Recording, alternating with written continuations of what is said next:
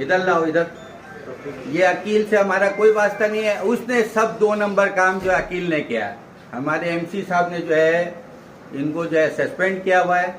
और आज जो है मुझे अभी पता चला, मैं अपने स्टोन का मैं चेयरमैन हूँ, मुझे जो है स्टोन में जो है 1 इंच भी मैं जो है जमीन किसी को इधर से उधर नहीं होने दूंगा।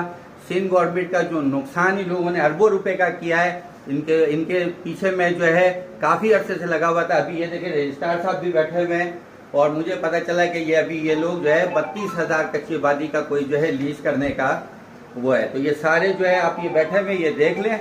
और इसका जो है मैं सीएम सिंह से जो है मुतालबा करता हूँ, नासिर हुसैन शाह साहब से और मुर्तजा वहाब साहब से, कि इनका जो है वो इंक्वायरी करे। ये औरंगी टाउन में कोई जगह नहीं बचा है जो हमारे लोगों के लिए जो है मैटरनिटी होम हो जाए, बच्चों का जो है पार्क हो जाए, हॉस्पिटल हो जाए, लाइब्रेरी बन जाए, कोई ऐसा जगह नहीं बचा।